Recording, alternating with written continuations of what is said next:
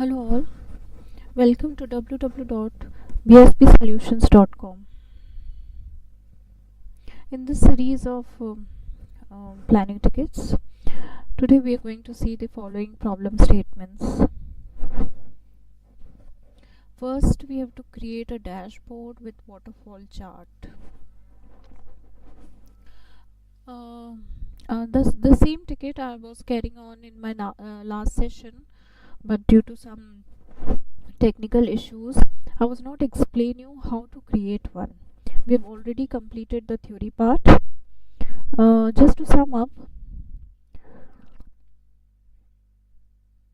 so a waterfall chart in Oracle PBCS, it is a visual tool which is used to show the cumulative effect of sequential positive and negative changes in a data set.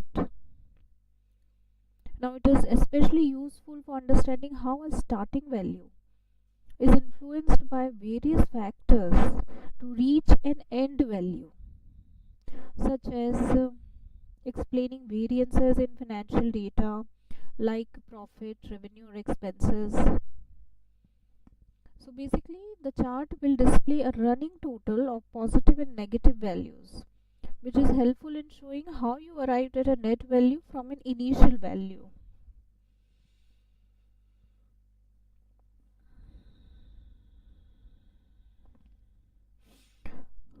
So okay, now let's go to the application and we'll create one and solve this ticket.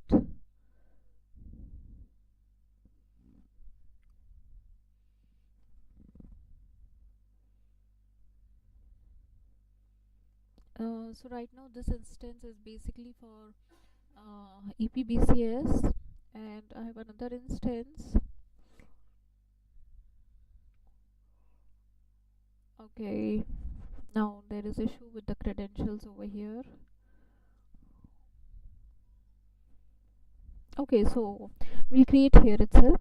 Now here you see dashboard. Okay, so we go to dashboard by clicking this card over here, dashboard. Now here we create various visual implementation of all the data which is over here, which is required. Okay,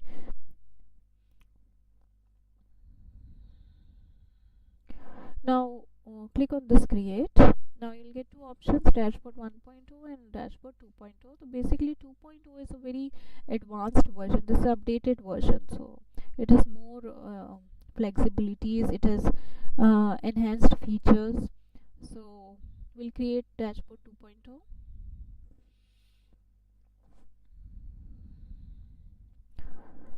So over left side you can see the panel over here, from where you have all the cubes. This is cube selected right now. You can see all the cubes in this application created. Either you can drag this whole entire cube over here, or you can go to this list view. So you have the entire library of the data forms which has been created in this application.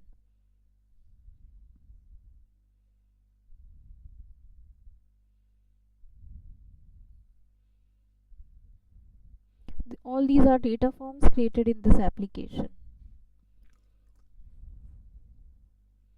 Okay, you can scroll down to find the one which you're looking for to create that particular dashboard. Now here we have balance sheet plan, we have balance sheet forecast. So we'll create both of these in the form of waterfall dashboard. So you just have to choose the one, drag and drop on the middle section where you can create the dashboard. Now here on the right hand side you get the general settings for when once you create your dashboard, what sort of background you want, or the borders, or how do you want your charts to look like. You can customize it from here. So this is balance sheet plan. I will drag and drop over here. Now here you will see the data form. These are the figures. So this is the data forms. This is the planning figure for 23-24 and versus forecast and actual for 22 and 23. This is already created data form. So this is we are the data form has been created for sales US version working and reporting currencies USD. Now you want to change this to a waterfall chart. So here you get the options of various chart types. You have bar diagrams, you have over here pyramid, you have pie charts, and also you have waterfall. So as I just mentioned, waterfall chart will display a running total of positive and negative values. So this is helpful in showing how you arrived at a net value from initial value. So we'll select this water chart over here. Now usually the initial and the end points are represented by whole columns, while the intermediate values are shown as floating columns that begin based on the value of the previous columns. Now the columns can be color coded to distinguish between positive and negative.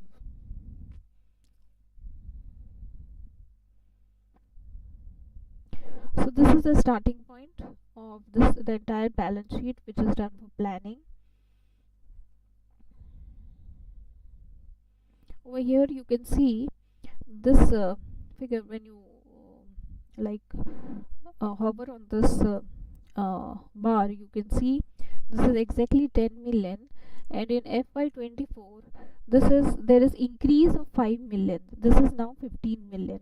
So wherever there is increase, it will show you in green color, and wherever there's decrease, now it is reduced to -5, and it has become now 10 million, and from -5 over here we are again back to 10 million.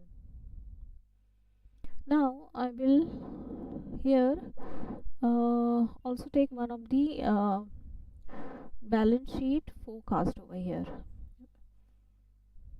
So I will again drag and drop over here. You will see the first the data form for this balance sheet forecast will appear, and now I will change it into waterfall.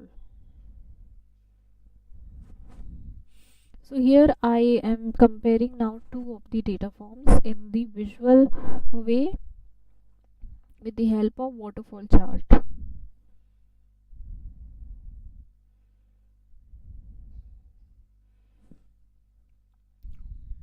Now first, this is the general settings. Okay, this is for the entire dashboard, and if you want to make any settings for this particular, you can edit the form from here. And also this is available for each of the chart, and this is the general for entire. When I go into this, now see increase is in green color. I can change it, and let's suppose this is a light green. I'll make it increase. I will make it into a dark green one, this way.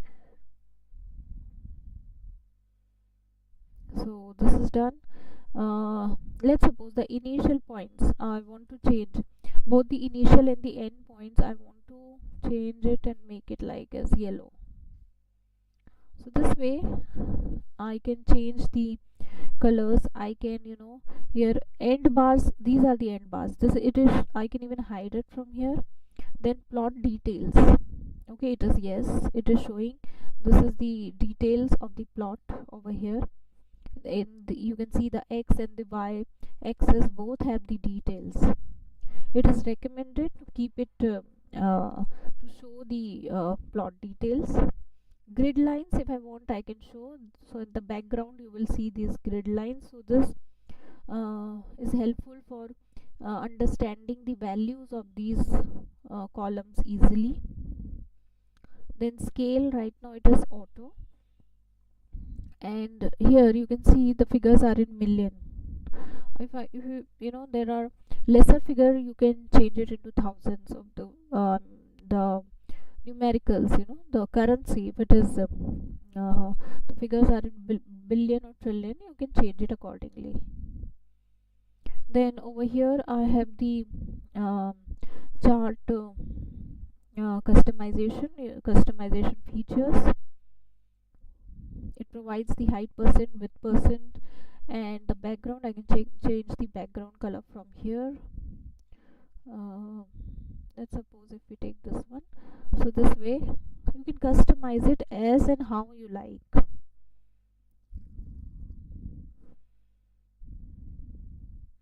So this is a waterfall chart. This is a very effective way for understanding how a starting value is influenced by various factors to reach an end value.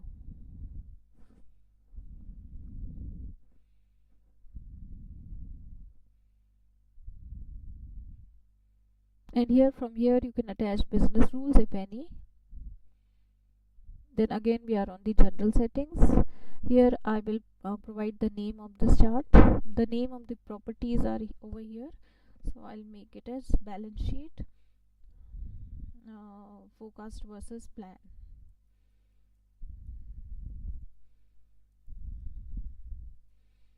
And now see, this is the name I have provided, and I will save it from here.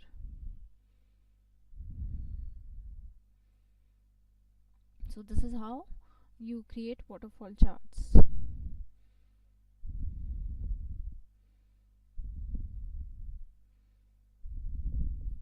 Now coming to our second ticket over here,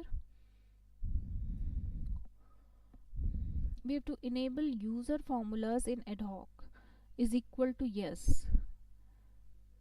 So this is a setting, user formula in ad hoc. This is a system setting provided by PBCS. So, and we have to make it as yes. Now what happens when a user formula is enabled? We have to enable user formula. When we do this, so we have two kinds of ad hoc grids. One that we create in Smart View, the another one we straight away create in the application.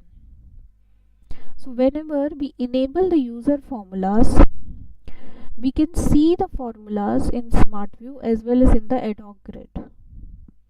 Okay, so let's go to the application and solve this.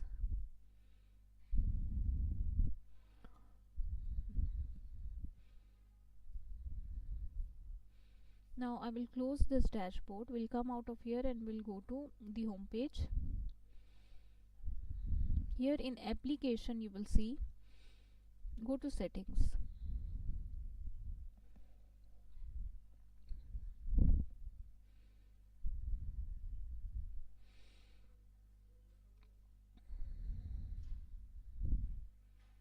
So there are various settings which is already done for the system performance, application performance. Here there is one setting, enable user formula in ad hoc. This has not been enabled and I will enable it. I'll make it yes. That's it. This is a very simple ticket. We just have to go to settings and we have to enable this user formula in ad hoc and save this.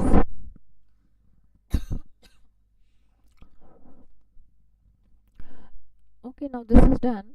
Now when we do this, what is the effect that we're going to see? I will show you with the help of this diagram over here. Now enabling user formula, it is also known as calculation on the fly. If you see the first image over here, this is the ad hoc grid created in the application. Okay, now these are certain figures which are representing sales for the first quarter, January, February, March. There are certain entities taken on the organization, entities taken on the A column, which you can see over here, international sales, sales est. All these are sales from different regions, and this is the sales figures.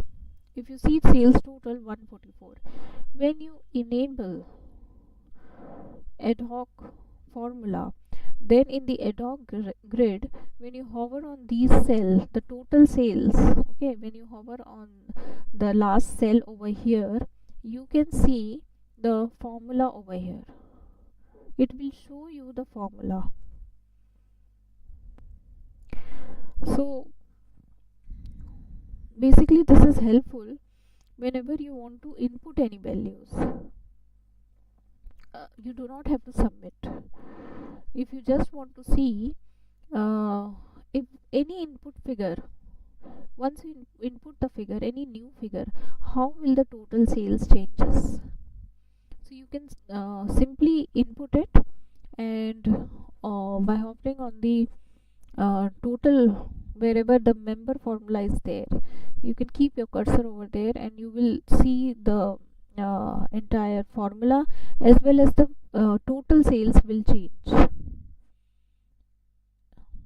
Even if you have not, even if you have submitted the figures, the formula will change and give you the required figure.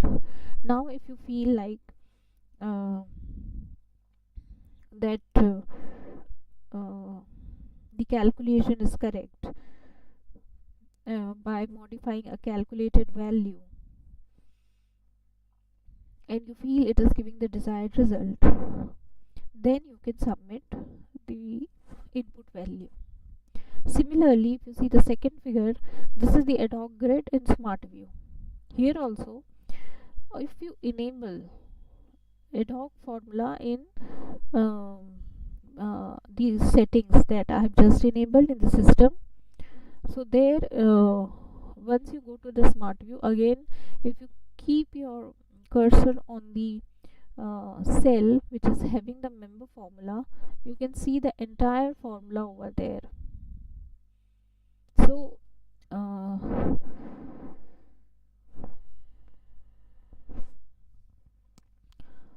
here also in smart view you can input some value.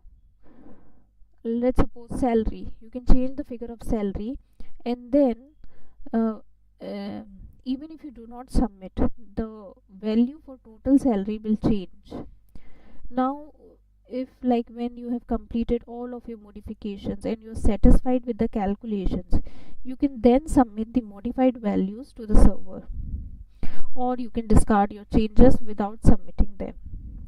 So this way this setting helps in seeing the formula on the ad hoc grid itself, seeing the member formula, as well as it helps you in seeing the result without submitting your input values. So this was very simple ticket. We just have to in the second one we just had to change the system settings in the application. Coming to a third ticket, we have to create a job to render invalid intersection reports. Now in my earlier tickets, I've already explained you what is invalid intersection. Okay, now we have to create a job, and we have to create one invalid intersection report, and to render it we have to create a job. So there are two elements: first, creating invalid intersection report, and secondly, we have to run it with the help of creating a job. Let's go to the application.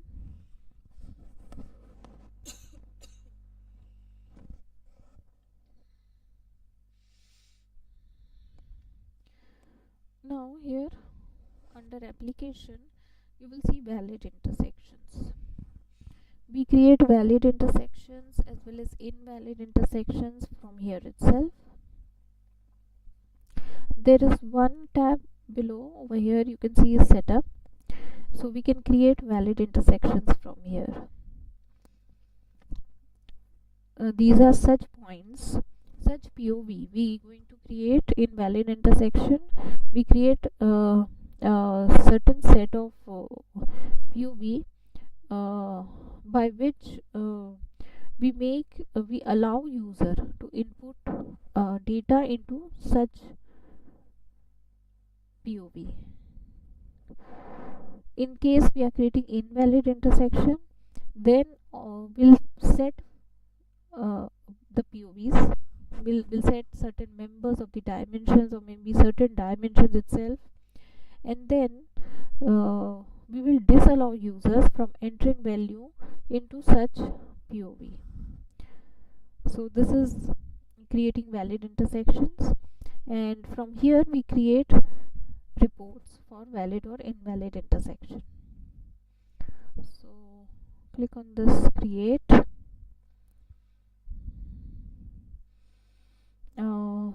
So we will create one invalid intersection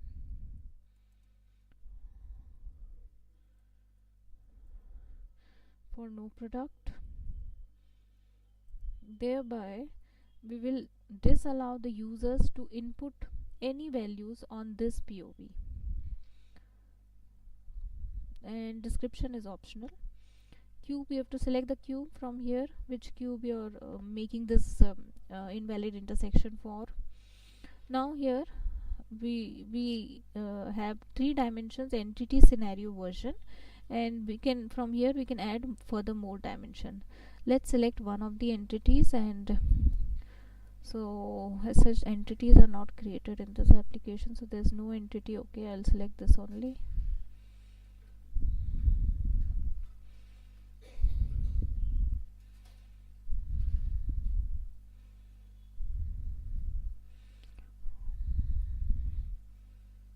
I'll take plan scenario, and working one version. So this way select your POV. 3 dimensions are mandatory. Other accounts and currency is there. I will select one account also. Okay, account is also not there. There's only exchange rate, so I'm not able to select. Anyway, cancel this. But even these 3 would solve our purpose. And now see, we have created this. We have given the dimensions, we have given the name, we have selected the cube. I'll save and close this.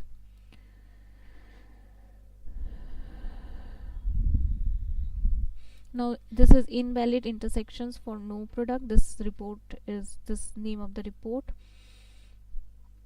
and this is created for the first time. That is why status it is showing it has not been run. So from under actions I can run this right away and I will get the report. But now the ticket says I have to run it with the help of jobs. So here we'll go to jobs and we'll schedule jobs. So now I'm not running it straight away. I'm first creating a jobs. Jobs are basically created so that we may able to schedule it for some time later, or maybe if it is a repetitive process, so I can do it. I can just schedule it and do it number of times. Here you can see I have all these tasks over here which can be scheduled by creating a job.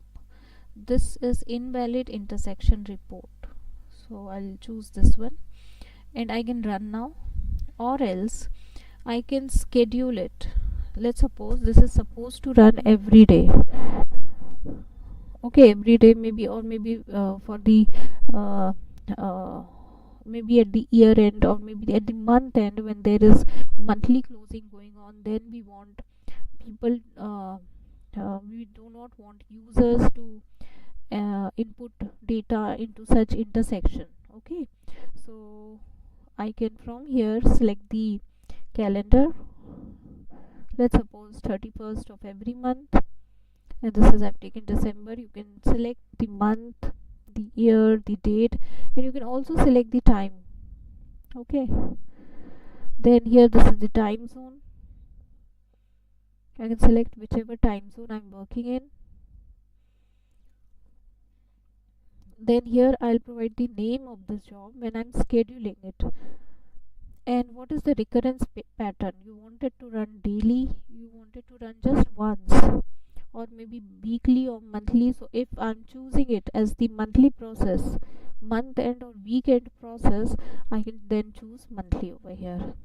Okay, now it will tell you in that month. Okay, now it is a monthly process, so it will run every month on 31st here. Okay, so here you can select it 1 day, 2 days. So if it is 2 days, it will be running for 2 days. Then again you can select the, if you're not selecting days over, you can select days of the week. Then also you can give the end date, like if you want it to run only for 31st December, so you can select this. From here you will change it to 2024. So all this settings you have to provide if you want to schedule it. Now since I'm not scheduling it, because then I won't be able to show you the result, I will run it now to show you the result. But this is how a job is created. For scheduling you have to provide date, time, recurrence pattern, and everything you have to provide so that it could be scheduled properly. And then user do not have to come back over here to run the report every time. Once it is scheduled, it will be running as per the desired time and date and number of times, the frequency you have set. So okay, I will just run it now. So once you click run now, just click on next. Now here it provides you summary. So this is the report that we have created. There's only one report, that is why here it is one report showing. Maybe if there are two or multiple reports, then you have to select out of those. So this report I have selected here, and then again I will click on next. This is the summary it will provide you. Okay, and then finish it. Now this has been completed.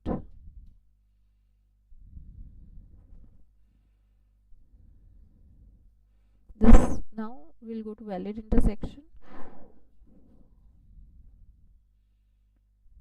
Just refresh it. So as such there is nothing in the report, that is why you can straight away run from here also. The status it is showing you right now not generated, because there's nothing in this data is not there, and since we have selected no entity over here, so right now I'm not able to show you the generated report due to absence of data. But if you have data and if you create certain invalid intersection, you can schedule the jobs likewise and run the report.